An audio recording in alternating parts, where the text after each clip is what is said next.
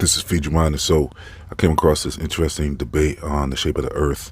This debate was between Big Homie CC and 607 Unk, and they were talking about how the shape of the earth might not be what you were told. So it started off with Big Homie CC trying to defend the globe and saying that how when that Red Bull jump took place, you could see the curvature of the earth. The earth flat, when we see Rockstar has somebody go in the low earth orbit and jump down off the plane, off of the rocket with a balloon, and it shows the curvature of the earth. Right, and listen, I can prove that that's only true in your mind. Let me tell you what I mean. And so 607 Unk did something interesting in his response. 607 Unk, instead of explaining how the Red Bull jump did not show the curve of the earth, because with high altitude footage, it has been shown that they usually use fisheye lens. And I was waiting for 607 Unk to mention that, but he didn't. He actually skipped right past that. So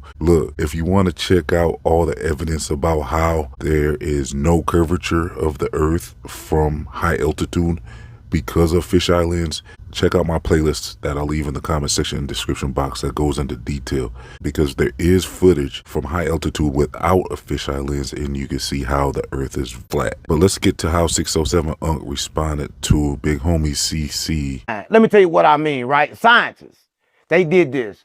They did a light show. Hell no! Let me say, when we just drove to California, let me just say in certain areas, our ears is popping because of what? Let me say, high altitude. Let me say what I need to say. If the earth is flat, you're never gonna have a high altitude moment on ground. Let me say that you're gonna get it. Let me say that you're gonna get it. It's simple arithmetic. Science is just proving this, right? And it's proven. That's how we know that we live in a simulation, that we live inside the matrix, that there is no earth, and I can prove it. Listen, let me say this, right? What you say right now? Let me say this, right? Let me say this, right? Listen, so they did this. They took a light show, right? And they understood that the light, when they hit it, it only became aware when they came and aware of it. Before they became aware of it, it didn't do what? It didn't come into form. A lot of people probably think this is a bottle, but scientists have proved that this is a whole bunch of light. And inside these pieces of light is what we call, what capture this light is atoms. But are atoms real? No, right? Because they realize atoms not real, but all atoms do is kind of like capture this light to give us this reality. So is this reality real? No, this reality is matter, and matter is nothing but light, because everything is light. We star people, and everything comes from the stars. Right? A lot of people don't know this game. But listen, so whatever you view the earth as, that's why it becomes the earth. That's why people got facts to say the earth is round. People got facts. What's facts? Hold up. People got facts to say the earth is what? Flat. People got facts to say the earth, hold up, listen. Whatever way they might determine it is. Right? You cannot stick to your opinion. Hold up. Listen. So a lot of people don't understand two things. Is the difference between a true statement and a truth statement. A true statement cannot be proven false. So I'm going to say a statement that cannot be proven false by all of you trying to figure out the world, right? And figure out the size of everything, right? Let me tell you this. It's proven. It ain't no earth. It ain't nothing but light. It's a light show. And I just proved it.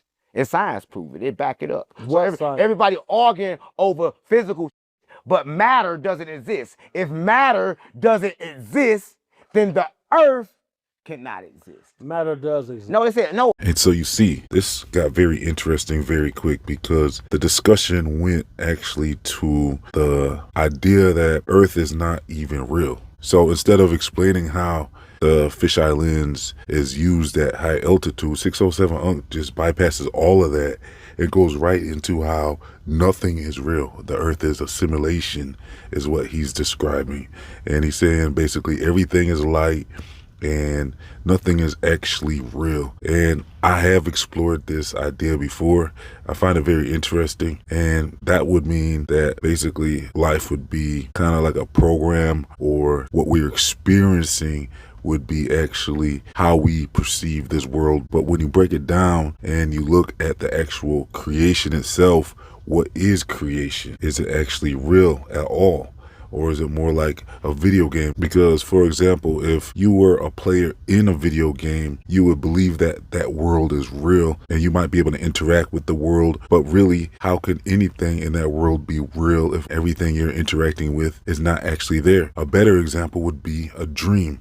if you're dreaming, you will experience a world. And is there a shape to that world, or are you just experiencing the world? So that would mean if you zoom out and look at the earth, how far can you even really zoom out? And that's one of the claims that flat earthers have made, is you can't get past low Earth orbit. Even NASA admits that. So how far can you really zoom out anyways to even observe the Earth in the first place? So what you would be experiencing on the Earth could all be what we're expected to see based on whatever creation really is. I had a hypothesis in my video. The video is called "Are We Living in the Mind of God?" where I go into detail about how the world was constructed with the vibrational word of God. So with 607 Unc's explanation, I mean, I kind of see the similarities where if the earth was formed by the word of God, are these literal vibrational energies of God.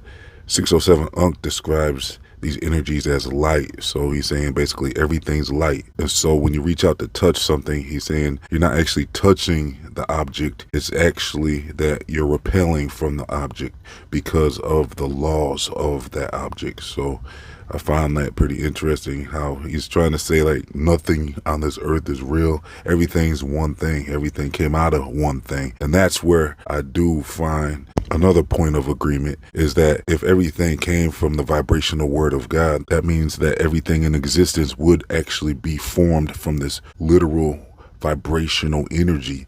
And that would mean that everything is that vibrational energy. And what does that actually mean? I mean, look, when it comes down to it, this is a deeper brainstorm that you would have to actually dive into and start to ponder on. Maybe we can do that in the comment section if you would like, and let me know what you think about this concept, because this can go pretty deep when you start to brainstorm on this subject.